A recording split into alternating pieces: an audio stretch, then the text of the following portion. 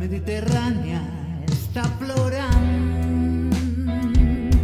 les aigües es tornen vermelles,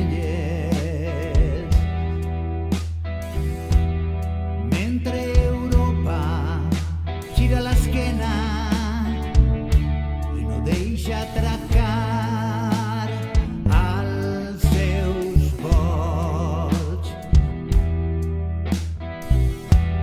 València obri els braços al clam d'aquesta gent, però Espanya, camisa blanca d'esperança, la porta tanca.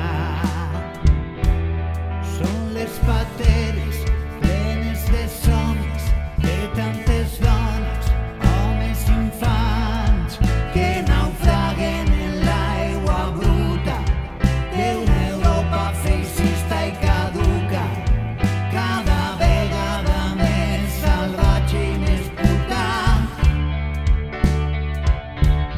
Són els desitjos de tanta gent que a la mar perden la vida per culpa de lleis indecents d'una Europa que mata persones sense tindre cap tipus de remordiment.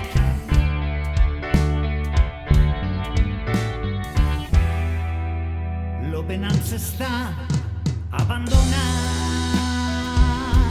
els emigrants no deixen de plorar, cansats, desesperats i morts de fam, passen dies i més dies a la mar i tal